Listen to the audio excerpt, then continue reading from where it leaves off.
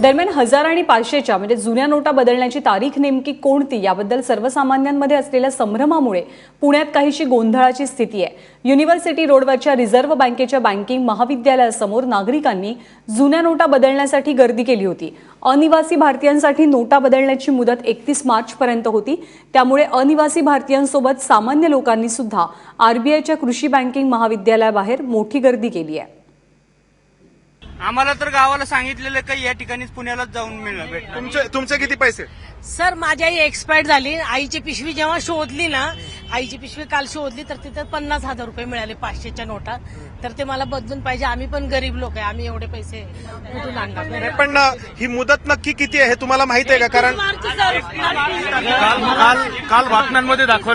काल बातम्यांमध्ये दाखवल्याप्रमाणे जे लोक येणार आहेत, जसं की मी बाहेरून ट्रॅव्हल करून आलोय, 26 तारखेला मी भारतात आलो आणि माझ्याकडे 5-6 हजार रुपये घरात जे ठेवलेले होते आणि आता मला ते एक्सचेंज करायचे। पुण्यात जर आपण गुगलवर सर्च केलं तर आपल्याला ऍड्रेस फक्त इथलाच मिळतो आरबीआयचा। माझी बँकेने मला सांगितलं, एसबीआय आणि आयसीआयसीआयनी, की आम्ही आता एक्सचेंज नाही करू शकत, तुम्ही आरबीआयला जा।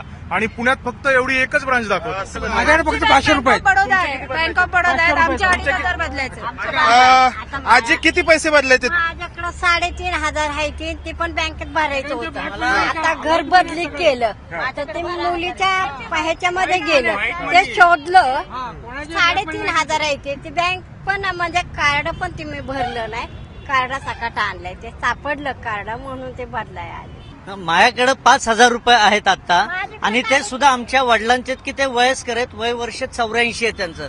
आज वय वर्ष 84 वाला माणूस 5,000 रुपये बदलण्यासाठी मुंबईत जाईल का?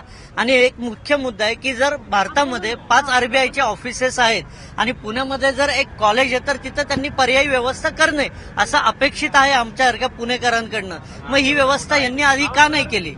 तर हे लोकांचे प्रश्न आहेत। या ठिकाणी पुण्याबरोबरच बाहेरच्या शहरांमधूनही इथं आलेले लोक आहेत। खरं तर या निर्णयानंतर मोठ्या प्रमाणात माध्यमांमधून या सगळ्या प्रकरणाची चर्चा झाली।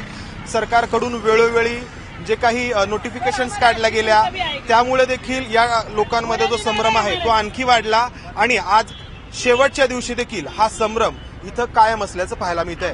कॅमेरामन अमोल गवाळेसह मंदार गोंजारी, एबीपी माझा, पुणे।